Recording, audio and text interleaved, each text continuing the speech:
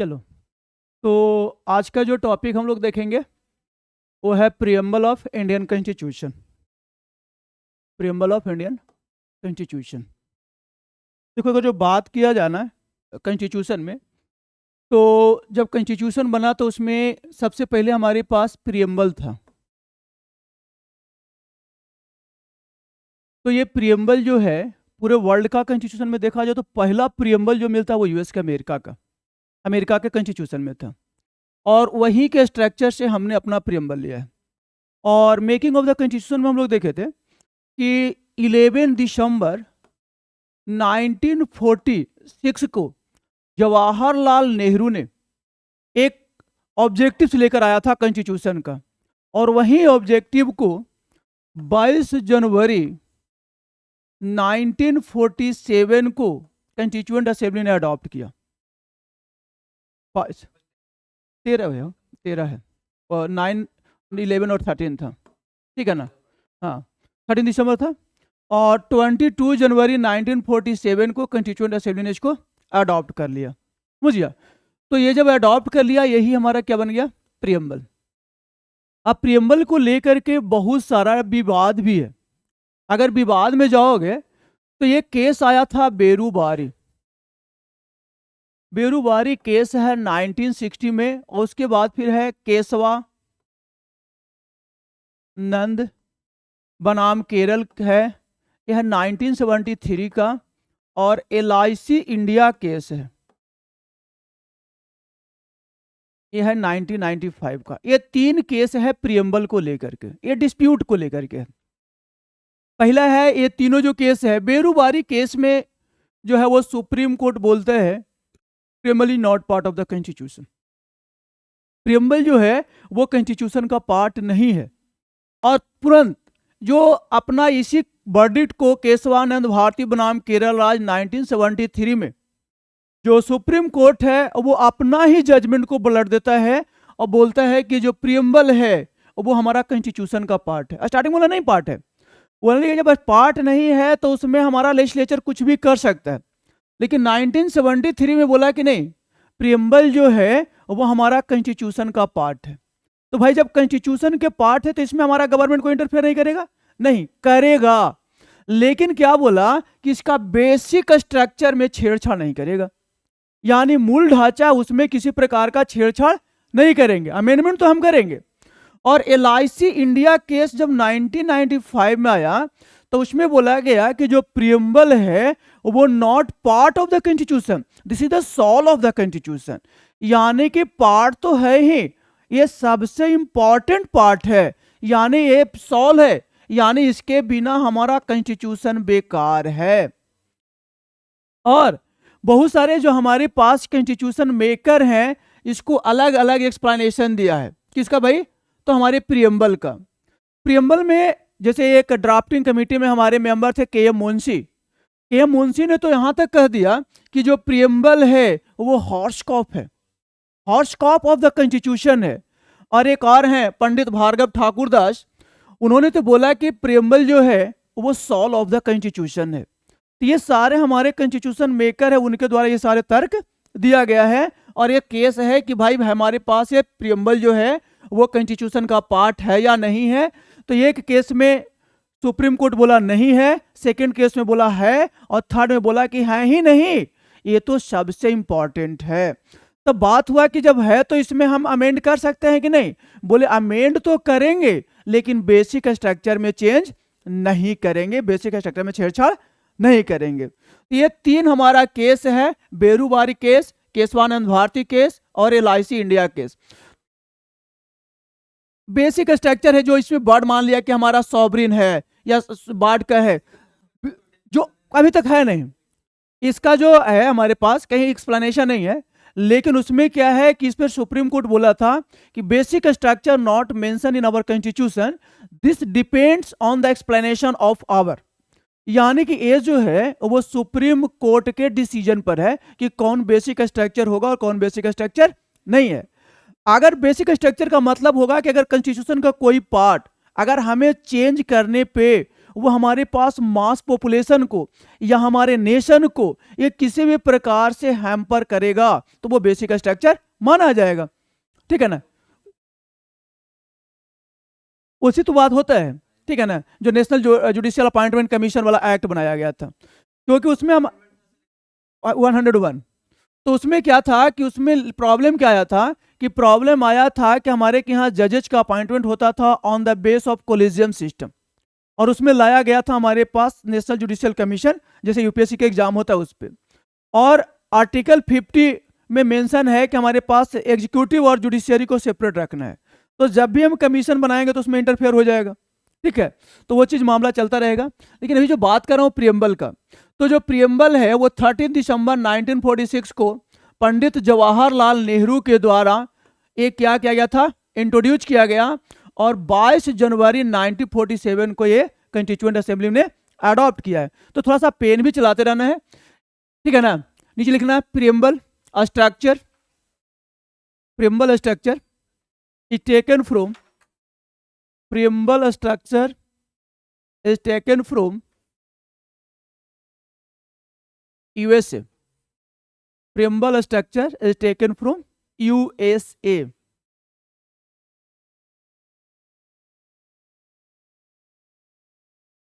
Preamble structure is taken from USA. Next point में है Jawaharlal Nehru, Jawaharlal Nehru, Jawaharlal Nehru introduced the objectives of the constitution, Jawaharlal Nehru introduced the objectives of the constitution on 13 December, on 13 December 1946, introduced 13 December 1946,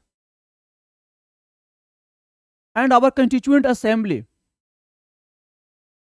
constituent assembly adopted this proposal, and our constituent assembly adopted this proposal on 22 January 1947, on 22 January 1947.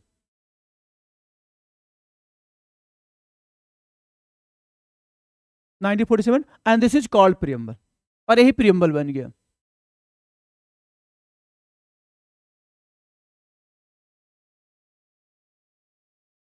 उसके बाद लिखेंगे preamble is the summary of the constitution, preamble is the summary of constitution, preamble is the summary of constitution.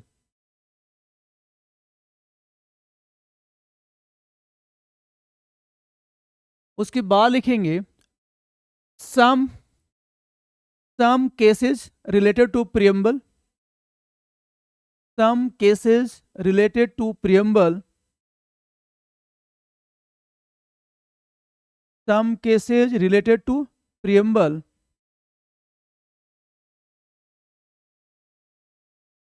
पहला लिखेंगे बेरुवारी case 1960, बेरुवारी case 1960, बेरू BERUVARI, बेरू case 1960। ठीक है ना, लिखेंगे Supreme court, supreme court, supreme court told preamble is not part of the constitution, preamble is not part of the constitution।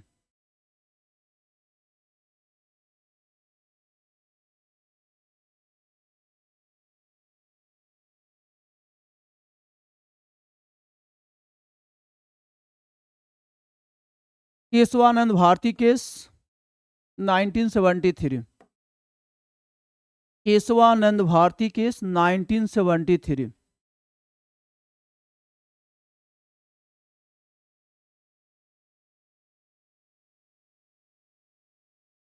लिखेंगे Supreme Court change the judgement,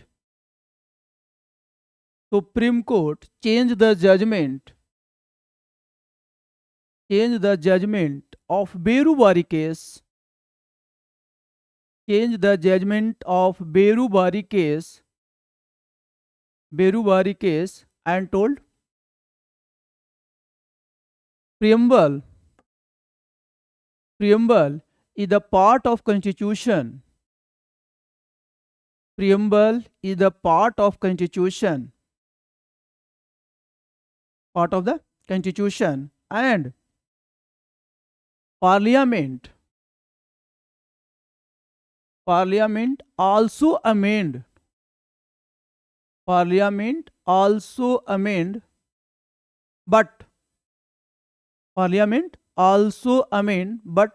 not change the basic structure. But not change the basic structure. Amend but not basic structure. नीचे थोड़ा सा note करके लिखना है इसमें,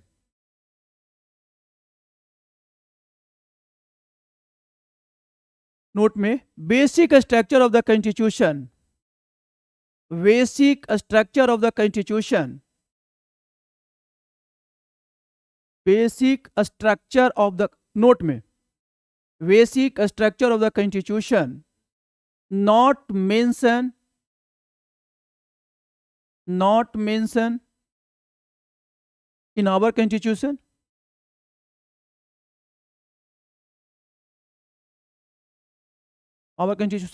it depends on the explanation of,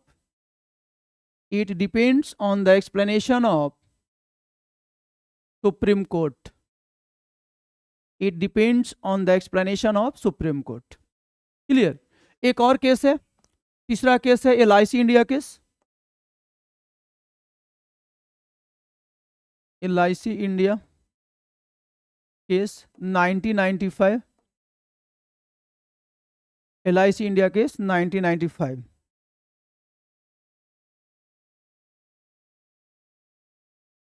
लिखेंगे in this case Supreme Court told,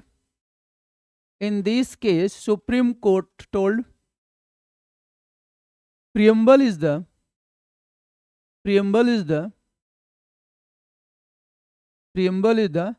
soul of constitution, preamble is the soul of constitution, preamble is the soul of constitution.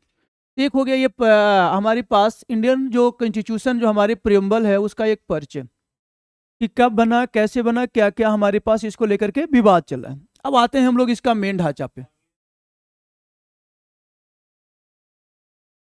हाँ किया है 1973 के बाद 1976 में 42nd अमेंडमेंट के द्वारा इसमें 3 वर्ड जोड़ा था हमारे, इसमें जुड़ा है सोशलिस्ट, सेकुलर और इंटीग्रिटी वर्ड. इंटीग्रिटी वर्ड होगा यहाँ पे, डिग्निटी, इंडिविजुअल, ये है इंटीग्रिटी. इंदिरा गांधी के समय में जुड़ा था, 3 वर्ड जुड़ा है, ठीक है ना. तो ये 1976 में 3 वर्ड जोड़ा गया, सेकुलर, सोशलिस्ट और इंटीग्रिटी.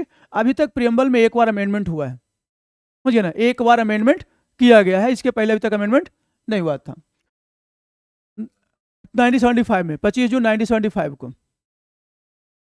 ठीक है. अब यहाँ पे देखेंगे क्या कि ये जो प्रियम्बल हमारे पास है, ये प्रियम्बल में हमारे पास 4 इंपॉर्टेंट कंपोनेंट को लिया गया. 4 इंपॉर्टेंट कंपोनेंट्स में क्या क्या है. सबसे पहला जो इसका बेसिक है, जो हमारे पास मूल अथॉरिटी है, इस प्रियम्बल से हमें पता चलता है कि भाई ये हमारे कॉन्स्टिट्यूशन का, मेरे स्टेट का अथॉरिटी कौन है. तो अथॉरिटी में देखते हैं कि स्टार्ट होता है the people of India.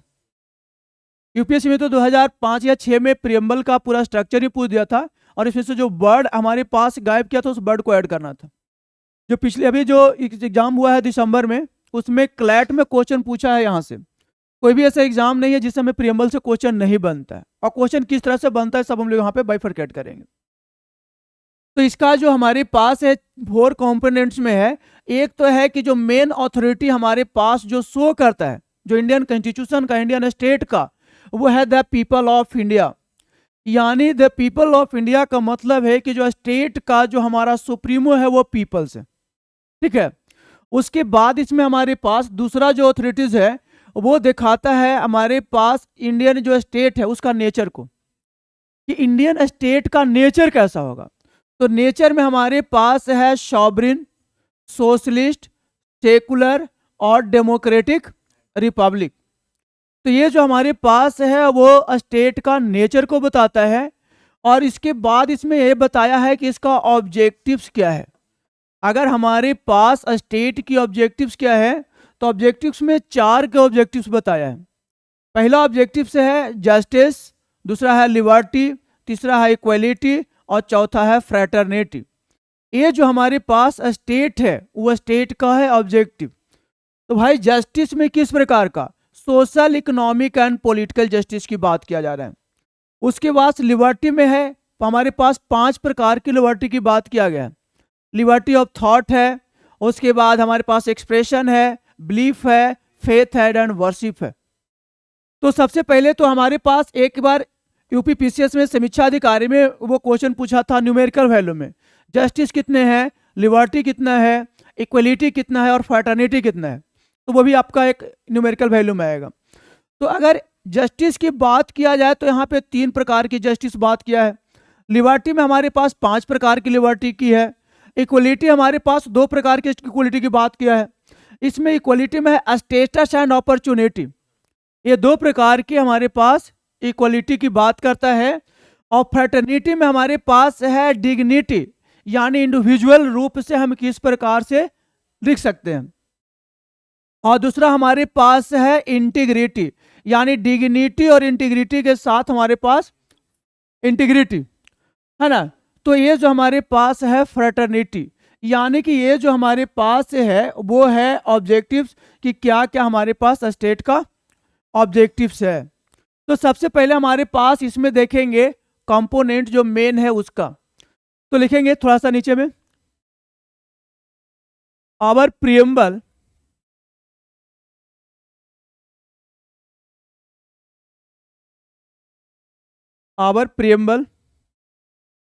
maintain 4 important components. 4 important components. पहला है मेन अथॉरिटी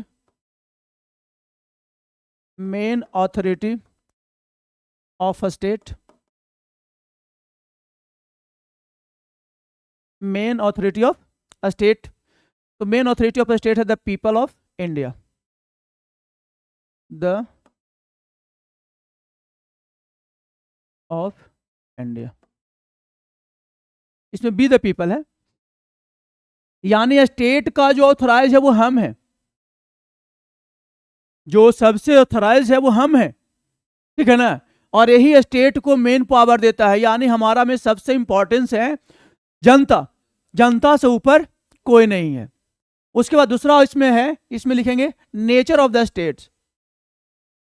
हाँ, अगला पॉइंट, दूसरा component nature of the states. Nature of the states, पहला लिखेंगे सॉवरेन,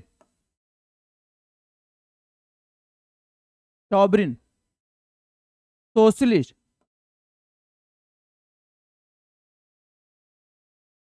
सेकुलर और चौथा है डेमोक्रेटिक रिपब्लिक।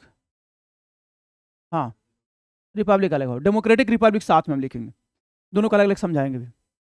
डेमोक्रेटिक रिपब्लिक लिख लिया। जो नेचर है वो है sovereign, socialist, secular, democratic Republic. अब इसको हम समझेंगे, ठीक है ना। सबसे पहला जो वर्ड हमने देखा यहाँ पे, वो वर्ड हमारे पास है नेचर में सॉवरेन। ये वर्ड है सॉवरेन। सॉवरेन जो है ये प्रियम्बल का एक बहुत बड़ा वर्ड्स होता है। ठीक है। It provide the strength of the states. किसी भी स्टेट होने के लिए एक स्टेट के पास 4 कंपोनेंट्स होता है। पहला होता है पॉपुलेशन, दूसरा होता है एरिया, और तीसरा हमारे पास होता है स्टेबल गवर्नमेंट, और चौथा होता है सॉवरेनिटी। अगर ये 4 कंपोनेंट्स रहेगा तभी वो सॉवरिन होगा। इंडिया जो है बिफोर 1947 वो सॉवरिन नहीं था, क्योंकि सॉवरेनिटी का मीनिंग होता है a state make the law without outer या इंटर इंटरफेरेंस, यानी किसी भी प्रकार के लॉ बनाने में किसी का कोई हस्तक्षेप नहीं होगा। हम किसी के दबाव में आकर के कोई लॉ नहीं बनाएंगे। तो अगर 1947 के पहले की बात करते हैं तो हमारा इंडिया सॉवरिन नहीं था। सॉवरिन इसलिए नहीं था कि हमारे लॉ ब्रिटेन से बनकर आता था और वहां का लॉ इंप्लीमेंट होता था।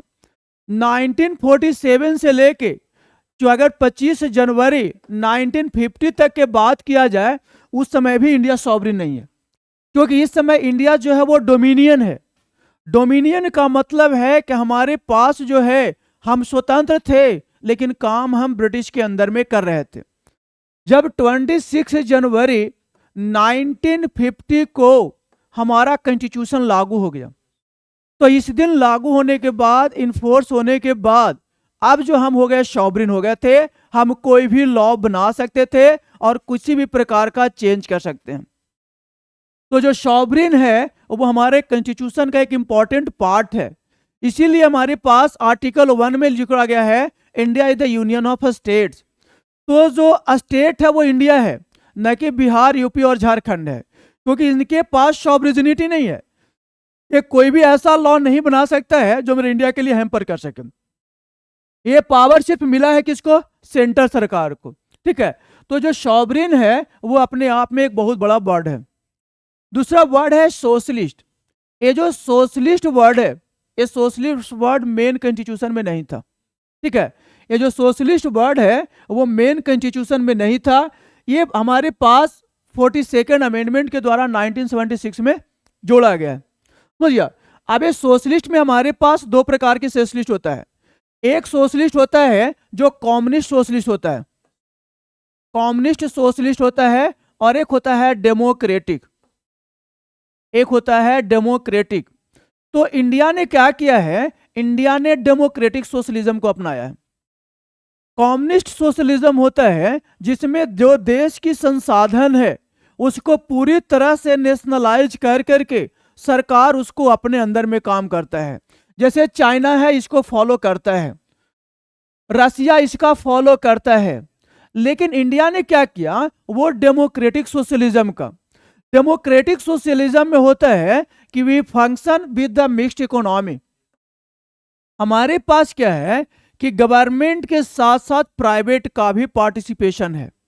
तो इंडिया ने जो हमारे पास सोशलिज्म अपनाया है वो सोशलिज्म हमारे पास है डेमोक्रेटिक, न कि हम कम्युनिस्ट सोशलिज्म। और ये डेमोक्रेटिक सोशलिज्म और अच्छे से डिफाइन हो गया जब 1991 में फर्स्ट इकोनॉमिक रिफॉर्म लेकर आया। और जब फर्स्ट इकोनॉमिक रिफॉर्म लेकर आया तो इसमें हमने जोड़ा एलपीजी, यानी लिबरलाइजेशन, प्राइवेटाइजेशन और ग्लोबलाइजेशन। तो इंडिया के जो डेमोक्रेटिक सोशलिज्म है ये और ही स्पष्ट हो गया।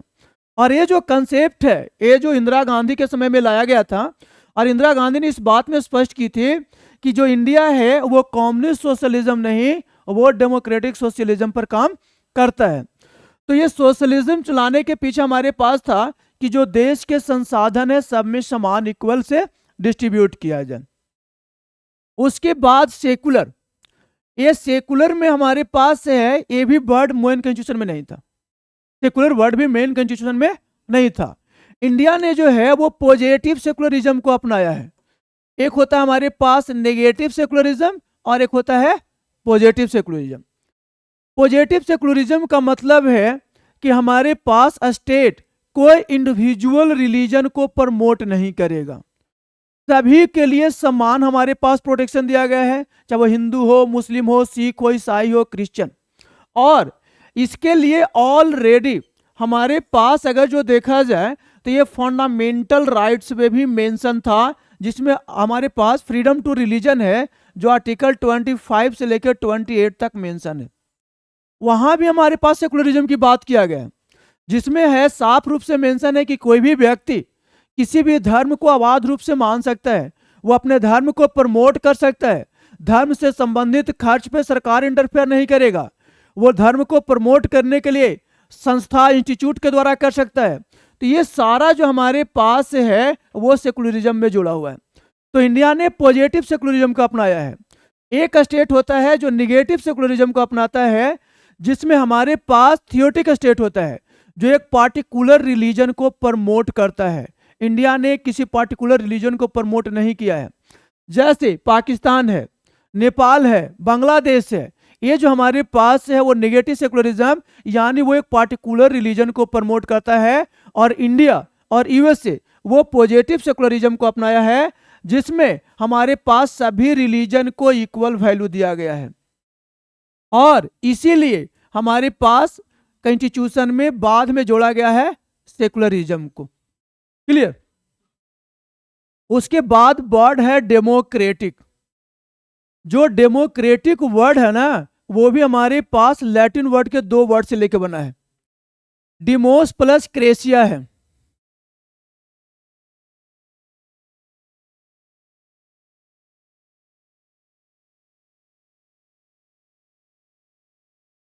डिमोस का मीनिंग होता है हमारा पीपल, और क्रेसिया का मतलब होता है रूल, यानी कि that systems are created by the peoples. जो सिस्टम जो है, जो तंत्र है, वो जनता के द्वारा संचालित किया जाता है, उसी को बोलते हैं डेमोक्रेसी। डेमोक्रेसी में भी 2 प्रकार की डेमोक्रेसी होता है। एक होता है हमारे पास डायरेक्ट और एक होता है इनडायरेक्ट। अब डायरेक्ट और इनडायरेक्ट में क्या है? डायरेक्ट डेमोक्रेसी होता है जिसके गवर्नमेंट के पार्टिसिपेशन में डायरेक्टली हमारे पास पीपल का पार्टिसिपेशन होता है। लॉ मेकिंग में डायरेक्टली गवर्नमेंट का पीपल का पार्टिसिपेशन होता है। इनडायरेक्ट में क्या होता है कि इसमें जो पार्टिसिपेशन है वो हमारा रिप्रेजेंटेटिव्स का होता है। हम अपने रिप्रेजेंटेटिव को इलेक्ट कर देते हैं और वो रिप्रेजेंटेटिव जो होता है वो हमारे पास लॉ मेकर होता है। इंडिया ने इनडायरेक्ट को चुना है। डायरेक्ट हमारे पास होता है जिसमें रिफरेंडम होता है, राइट टू रिकॉल होता है, प्लेबिसाइट होता है। जैसे स्विट्जरलैंड में रेफरेंडम का मतलब होता है कि एक व्यक्ति को, मान लिया हमको प्रेसिडेंट बनाना है, उसका नॉमिनेट कर दिया, उसके बाद पूरे जनता से हमारे पास क्या हुआ कि भाई कितने लोग ए के साथ हैं और कितने लोग बी के साथ हैं। छोटा कंट्री में ही पॉसिबल, इंडिया में पॉसिबल नहीं है। दूसरी चीज इसका एक और पॉजिटिव क्या है कि इसमें हमारे पास राइट टू रिकॉल है। राइट टू रिकॉल है कि अगर मान लिया कि कोई प्रतिनिधि से आप नॉट सेटिस्फाइड, तो आप उस प्रतिनिधि को एक स्पेशल मेजोरिटी के तहत वापस बुला रहे हैं विदाउट कंप्लीट योर सेशन। अगर उनका ड्यूरेशन नहीं कंप्लीट हुआ है उसके पहले भी आप उसको क्या कर सकते हैं, बुला सकते हैं। जब अन्ना हजारे ने अपना आंदोलन चलाया था, उसने ये चीज को लाने की बात किया था, राइट टू रिकॉल, राइट। लेकिन हमारे क्या पॉसिबल नहीं है उस, क्योंकि हम हर जनता को खुश नहीं कर सकते हैं। लेकिन उसकी निगेटिविटी भी है। हमारे यहाँ एक बार जब लोग प्रतिनिधि बन जाते हैं तो वो सिर्फ हमारे पास ड्यूरिंग द इलेक्शन जनता से मिलते हैं, उसके बाद 5 साल तक वो जनता का वैल्यू नहीं देता है। लेकिन राइट टू रिकॉल से फायदा क्या होता है कि उन्हें हमेशा 5 ईयर उनको जनता से डर बना रहता कि अगर जनता सेटिस्फाइड नहीं होगा तो हमें कभी भी वापस बुलाया जा सकता है। तो ये चीज हमारे पास डायरेक्ट डेमोक्रेसी में ही पॉसिबल है, इनडायरेक्ट डेमोक्रेसी में पॉसिबल नहीं है। इंडिया ने अपनाया है इनडायरेक्ट डेमोक्रेसी, और हमारे यहाँ जो होता है कि जो गवर्नमेंट है वो हमारे पास हमारे रिप्रेजेंटेटिव के द्वारा होता है, और जो लॉ मेकिंग प्रोसीजर है वो हमारे गवर्नमेंट बनाता है, ना कि उसमें हमारा कोई कंट्रीब्यूशन होता है। लेकिन जो गवर्नमेंट काम करेगा वो हमेशा पब्लिक वेलफेयर के रूप में काम करेगा, वो जन कल्याण के रूप में काम करता है। ये जो वर्ड हमारे पास हो गया डेमोक्रेटिक। अगला वर्ड है रिपब्लिक। रिपब्लिक से होता है हमारे पास हेड ऑफ द स्टेट से, ठीक है। तो हेड ऑफ द स्टेट में हमारे पास देखते हैं कि हेड ऑफ स्टेट में 2 प्रकार का हमारे पास है। एक होता है हमारे पास जिसका हेड ऑफ द स्टेट होता है मोनार्कियल, और एक होता है हमारे पास जो होता है इलेक्टेड, है ना। यानी एक होता है मोनार्कियल, एक होता है डेमोक्रेटिक।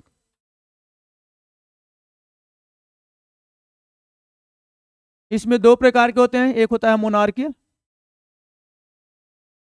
और एक होगा हमारे पास डेमोक्रेटिक।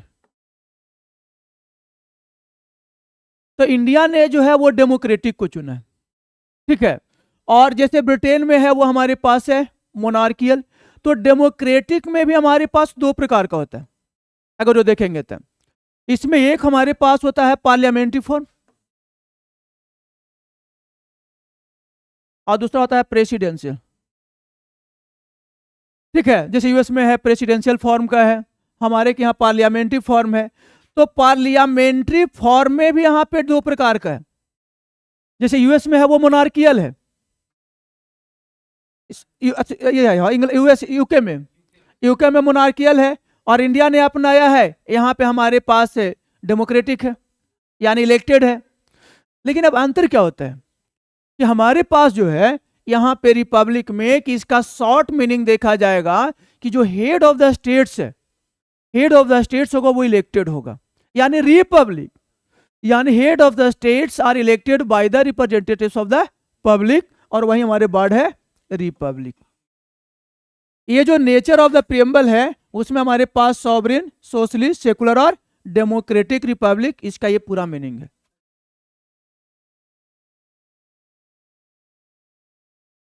नहीं, बस नहीं, कौन सा, वहां पे जो है, वहां पे जो है, वहां पे क्या है कि हमारे पास वहां पे हेरिडेटरी सिस्टम है, ठीक है ना। वहां पे इलेक्शन सिर्फ प्राइम मिनिस्टर के लिए होता है, हेड ऑफ द स्टेट के लिए नहीं होता है। हमारे के यहाँ जो होता है हेड ऑफ द स्टेट के लिए इलेक्शन होता है, वो इनडायरेक्ट होता है, नहीं है, ठीक है ना। वो हमारे नॉमिनल हेड होता है। आदित्य इधर पीछे, तो इन तीनों को समझ में नहीं आ रहा है, तीनों को नहीं आ रहा है ना, एक्सप्रेशन से लग रहा है नहीं आ रहा है। नहीं, उसके लिए टाइम देना, इंटरेस्ट पड़ता है, ये फिलॉसफी है, फैक्चुअल नहीं है। अगर ये नहीं समझ में आएगा ना, अगर जो ये फिलॉसफी नहीं समझ में आया, पूरा कॉन्स्टिट्यूशन बेकार है, ठीक है। ये जो प्रियम्बल है वो पूरी तरह से फिलॉसफी है, यही मीनिंग पूरी समझाता है। कोई ऐसा हम लोग रिटर्न क्वेश्चन नहीं लिखेंगे जिसमें इस वर्ड का यूज ना होगा। बिना sovereign, socialist, secular, democratic Republic का कोई क्वेश्चन कंप्लीट ही नहीं हो सकता। एग्जाम तो हम पास कर सकते हैं ऑब्जेक्टिव, ठीक है ना। या फिर एग्जाम ऑब्जेक्टिव में भी हमारे पास अगर जो कथन और कारण जिस प्रकार से इस बार बिहार एसआई का क्वेश्चन बनाया है, वहां फंस जाएंगे भाई कि सोशलिस्ट किस प्रकार का, किस प्रकार का डेमोक्रेटिक, ठीक है ना। रेफरेंडम कहाँ यूज होगा एसएससी में इस बार। तो अगर जो आप सोचेंगे कि एकदम बना बनाया पूरी कचौड़ी मिले, उसे नहीं हो पाएगा, ठीक है। ये समझना पड़ेगा भाई, ठीक है, पूरी फिलॉसफी है, समझिए। और वो तभी समझ पाओगे जब यहाँ पे इंटरेस्ट लोगे, ठीक है ना। ये थोड़ा ही अलग से दिमाग लगाना पड़ेगा, टाइम देना पड़ेगा, और बात डिपेंड्स ऑन यू। तो इसमें क्या है कि ये जो हम लोग देखें नेचर में, कि नेचर हमारे पास जो है वो सॉवरिन है, सोशलिस्ट है, सेकुलर, डेमोक्रेटिक और रिपब्लिक। उसका हम लोग अलग अलग मीनिंग देखें कि भाई सॉवरिन क्या होता है, सोशलिस्ट क्या होता है, सेकुलर और डेमोक्रेटिक रिपब्लिक क्या होते हैं। उसके बाद अगर जो अगला कंपोनेंट देखेंगे तो ऑब्जेक्टिव्स है, कि भाई हमारे कॉन्स्टिट्यूशन का ऑब्जेक्टिव्स क्या है। तो नीचे लिखेंगे ऑब्जेक्टिव्स ऑफ द कॉन्स्टिट्यूशन, क्योंकि इस पार्ट को लिखा नहीं जा सकता है, वो समझना ही की चीज है और आपको समझना पड़ेगा। कॉन्स्टिट्यूशन,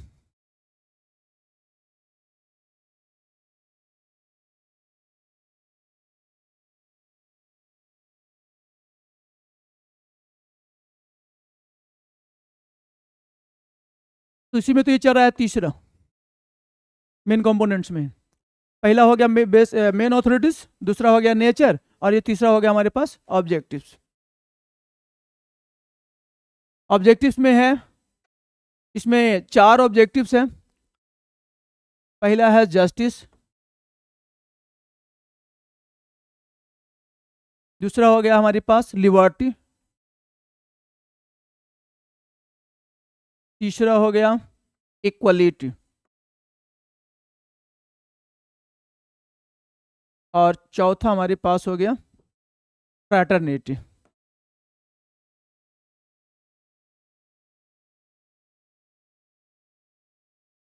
है ना। जस्टिस, लिबर्टी, इक्वलिटी और फ्रेटर्निटी। देखो जस्टिस 3 है, जिसको शॉर्ट में बोल सकते हैं सेप। लिबर्टी 5 है, ये न्यूमेरिकल वैल्यू में पूछा गया है। इक्वलिटी 2 है और डिग्निटी भी 2 है। इसको न्यूमेरिकल वैल्यू में लिख लेंगे और मिलान में आया है। जस्टिस 3 है, सेप में सोशल, इकोनॉमिक और पॉलिटिकल। लिबर्टी 5 है, इक्वलिटी 2 है और फ्रेटर्निटी 2 की बात किया गया। ये न्यूमेरिकल वैल्यू में है। ऑब्जेक्टिव्स हो गया। अब इसको समझना है, ये जो जस्टिस है इसमें 3 प्रकार की जस्टिस क्या है, social, economic and political. How it possible? ये हमारे पास है duty of the states to provide the justice. पहला जस्टिस है सोशल। सोशल जस्टिस की जब बात करेंगे, these are already mention in our constitution in fundamental rights, right to equality, यानी आर्टिकल 14 to 18 है। आर्टिकल 14 में है equality before law and equal protection of law, सभी के लिए समान संरक्षण, समान लॉ की बात किया जा रहा है। किसके लिए? सोसाइटी के लिए ना। आर्टिकल 15 में कहता है state not discrimination on the base of race, region, religion, caste and birth place, sex. भाई समाज को क्या करना है? बराबर का न्याय मिलना चाहिए।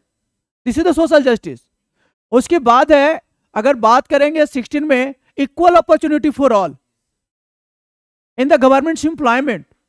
और उसमें एक्स्ट्रा दिया गया है कि those are the weaker sections, those are the exploited society, government provide the extra privilege like SC, ST, OBC and women. ठीक है।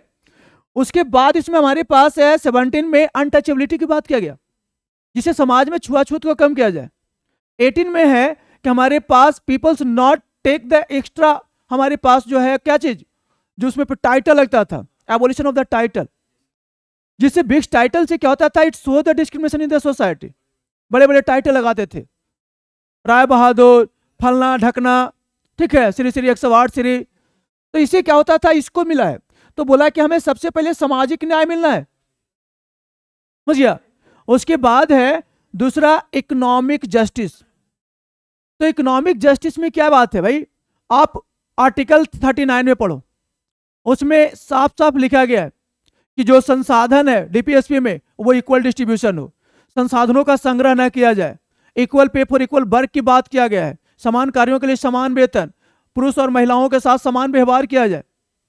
तो इसमें अब हर को अंबानी तो नहीं बनाया जा सकता है, लेकिन मिनिमम जो उनका रिक्वायरमेंट्स है, उससे समाज में जो गैप है इनकम एक्सपेंडिचर का, प्रॉपर्टी का, इसी को गैप को भरने के लिए पहला अमेंडमेंट 1951 में किया गया, जिसमें लैंड रिफॉर्म लाया गया, एबोलिशन ऑफ जमींदारी सिस्टम लाया गया। उसके बाद लैंड सीलिंग एक्ट आया, कंसोलिडेशन एक्ट आया। उसके बाद फिर इसी में जो right to property fundamental right था, उसको लीगल राइट्स बना दिया गया।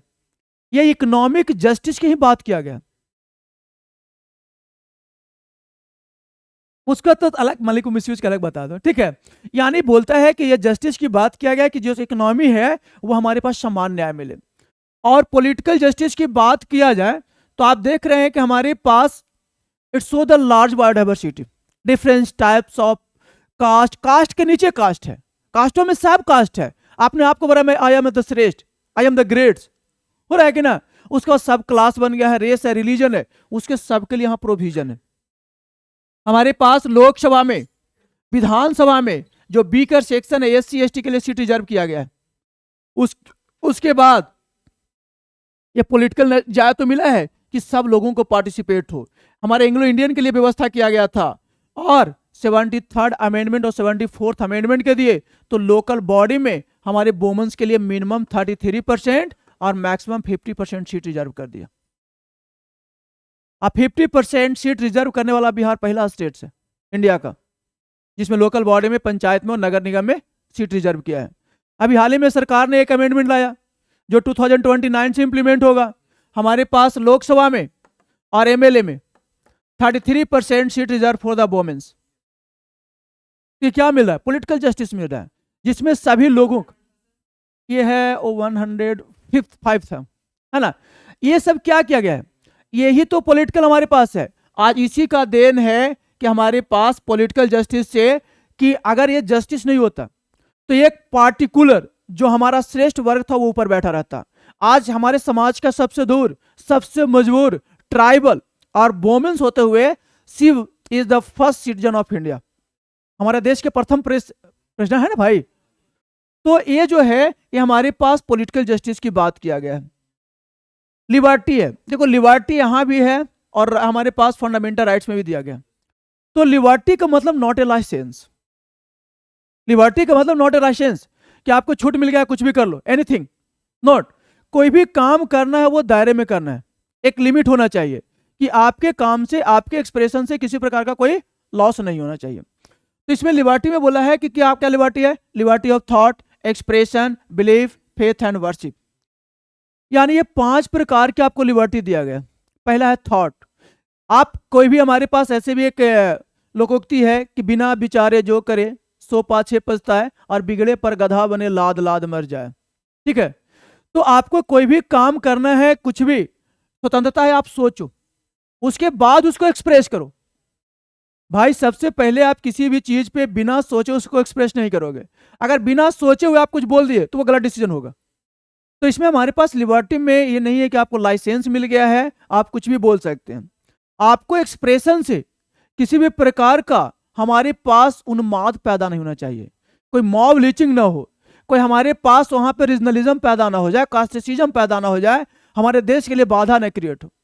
ठीक है, और उसके बाद बिलीफ, फेथ एंड वर्शिप की बात किया गया। कोई भी व्यक्ति हमारे पास किसी भी धर्म को आबाद रूप से मानने के लिए है, किसी का कोई रोक नहीं है, जिसको जहां मन है, कोई चर्च में जा रहा है, कोई गुरुद्वारा जा रहा है, कोई अपना मंदिर जा रहा है, कोई मस्जिद जा रहा है, ये तो पूरी स्वतंत्रता है। तो लिबर्टी में हमारे पास है कि आपकी स्वतंत्रता दिया गया है, लेकिन ये किसी प्रकार का लाइसेंस नहीं है। और ये जो जस्टिस जो हमारे पास है, सोशल, इकोनॉमिक और पॉलिटिकल जस्टिस, ये हमने यहां से रशियन रिवॉल्यूशन से लिया हूं। ये रशिया रिवॉल्यूशन से 1917 में लिया गया है जस्टिस। और लिबर्टी, इक्वालिटी और फ्रेटर्निटी, ये तीनों वर्ड हमने फ्रेंच रिवॉल्यूशन से लिया। ये जो 1789 में जब फ्रेंच रिवॉल्यूशन चल रहा था वहां से हमने लिया है लिबर्टी, इक्वालिटी और फ्रेटर्निटी। अब देखो यहाँ पे इक्वालिटी की बात करते हैं तो इक्वालिटी बोलता है स्टेटस एंड अपॉर्चुनिटी, है ना। तो इसमें सबसे बड़ा चीज क्या है कि इक्वालिटी में बोला है कि हमारे पास 2 प्रकार की इक्वालिटी होना चाहिए। एक तो आप स्टेटस बोलते हैं ना कि उसका स्टेटस सही नहीं है, और दूसरा अपॉर्चुनिटी। अपॉर्चुनिटी हम देखें ऑलरेडी हमारा फंडामेंटल राइट्स में भी मेंशन है। फंडामेंटल राइट्स जो है आर्टिकल 16 में इक्वल अपॉर्चुनिटी सबकी बात किया जाता है, और आप एक आराम से अपना स्टेटस के साथ क्या सकते हैं, रह सकते हैं, यानी किसी भी प्रकार का कोई भेदभाव ना हो। और ये चीज हमारे पास ऑलरेडी कॉन्स्टिट्यूशन में, ये फंडामेंटल राइट्स में भी था और यहां भी मेंशन है। प्रियम्बल से डायरेक्ट कुछ ले नहीं सकते हैं, लेकिन जहां भी हमारे पास किसी मामला को लेकर डिस्प्यूट होगा तो उसका एक्सप्लेनेशन में हम प्रियम्बल को सहायता ले सकते हैं। उसके बाद है फ्रेटर्निटी।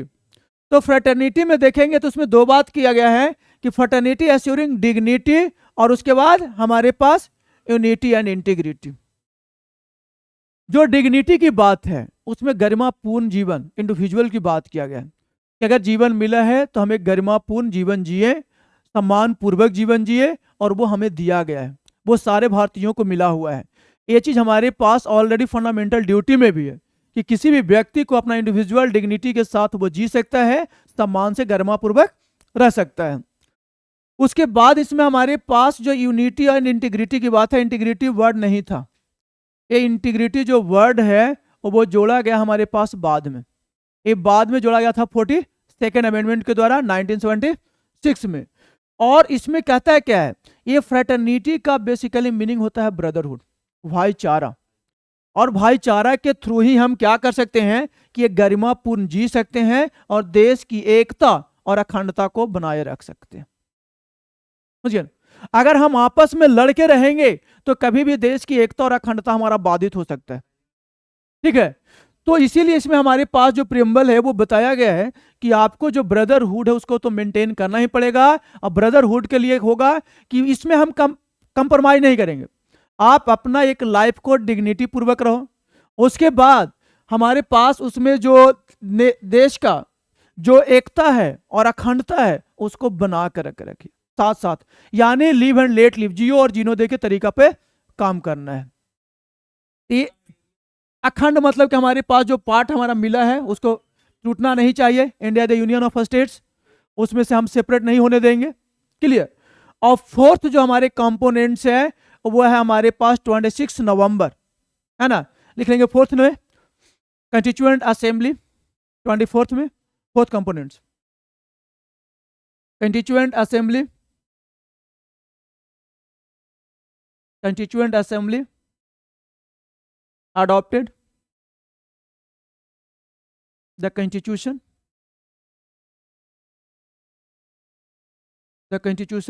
on 26 November 1949,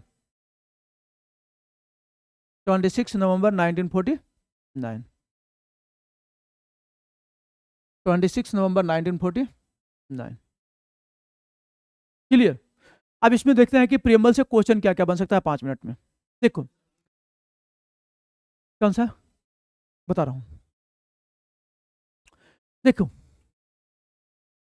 ये जो सॉवरिन है, सॉवरिन से मीनिंग होता है कि स्टेट जो है संप्रभु है, वो किसी भी लॉ को बना सकता है बिना बाहरी दबाव के, ठीक है ना, हस्तक्षेप से। और ये जो हमारे पास है स्टेट के लिए सबसे इंपॉर्टेंस होता है। जिस स्टेट के पास सॉवरिन नहीं है वो स्टेट नहीं हो सकता, ठीक है ना। हम किसी से न डर सकते हैं, हाँ हम कॉमनवेल्थ का मेंबर जरूर थे लेकिन किसी के दबाव में नहीं थे। क्लियर, ये चीज था। तो इसमें सबसे पहला हमारे पास एक तो कि बनेगा कि ये जो प्रियम्बल है, ये प्रियम्बल जो है वो स्ट्रक्चर है वो हमारा यूएस से लिया हुआ है, ठीक है ना। दूसरा है कि जो प्रियम्बल है वो हमारा कॉन्स्टिट्यूशन का ऑब्जेक्टिव था, जिसको इंट्रोड्यूस किया था किसने, जवाहरलाल नेहरू ने, और वो इंट्रोड्यूस किया था 13 दिसंबर को, 13 दिसंबर 1940, और अडॉप्ट किया गया है 22 जनवरी 1947 का। एक फैक्चुअल हो जाएगा। उसके बाद दूसरा क्वेश्चन हमारे पास बनेगा कि जो प्रियम्बल है वो प्रियम्बल का जो हमारे पास नेचर है यानी नेचर ऑफ द स्टेट है उसमें क्या क्या वर्ड दिया गया है। तो वो वर्ड गया है सॉवरिन, सोशलिस्ट, सेकुलर और डेमोक्रेटिक रिपब्लिक। तीसरा एक क्वेश्चन बनता है, आपने कभी बनाया होगा या देखेंगे, जो हमारे पास स्टेट लेवल का यूपीएससी का क्वेश्चन होता है, वो हमारे पास सीरीज पूछता है। उसमें जैसे सॉवरिन, सॉवरिन, सोशलिस्ट और सेकुलर डेमोक्रेटिक यानी क्रम में, उसमें आपको पूछेगा कौन सा क्रम गलत है, ठीक है। तीसरा क्वेश्चन हमारे पास बनेगा कि इसमें से आपको सॉवरिन, डेमोक्रेटिक, रिपब्लिक दे देगा, सॉवरिन देगा, डेमोक्रेटिक और रिपब्लिक देगा, और एक कोई और वर्ड देगा। बोलेगा कौन सा मूल कॉन्स्टिट्यूशन में नहीं था। तो मूल कॉन्स्टिट्यूशन में 3 वर्ड नहीं है, एक हमारा सोशलिस्ट नहीं है, दूसरा सेकुलर नहीं है, और तीसरा इंटीग्रिटी। ये 3 वर्ड जो है वो 42nd अमेंडमेंट 1976 में जोड़ा गया है। नो, नीचे एक लाइन लिख लो, parliament, parliament amends, parliament amend the preamble, parliament amend the preamble by 42nd amendment, by 42nd amendment in 1970,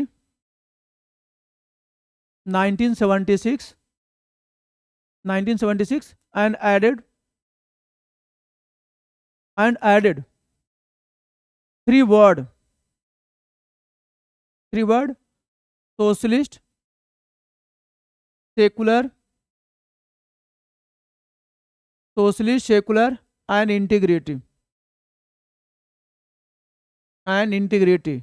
यानी शॉर्ट में होगा SSI, ठीक है, SSI। क्लियर।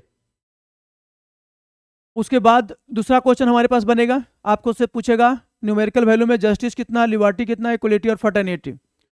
जस्टिस का क्रम पूछेगा, इसमें सोशल, इकोनॉमिक, पॉलिटिकल, इसमें एक को न्याय जोड़ देगा, ठीक है ना, कि इसमें कौन सा जो जस्टिस में नहीं दिया गया, कौन सा दिया गया। तो हमारे पास जस्टिस में है सेफ, सोशल, इकोनॉमिक और पॉलिटिकल, है ना, जस्टिस में। क्लियर। और लिबर्टी में हमारे पास 5 प्रकार का है, जो हमारे पास, ये आपको ध्यान रखना है, और एक क्रोनोलॉजी में पूछ सकता है, thought, expression, belief, faith and worship, ठीक है। कल सबसे पहले जब हम आएंगे तो इसमें हम अभी तक जो प्रियम्बल से बना हुआ क्वेश्चन उसको क्वेश्चन करेंगे, है ना, जो प्रियम्बल से आया हुआ क्वेश्चन है उसको क्वेश्चन करेंगे, उसके बाद पता चलेगा कि हम पढ़े हैं तो कहाँ तक बन रहा है, ठीक है ना, ठीक है। यही था प्रियम्बल। बजाज क्लास इतना ही है।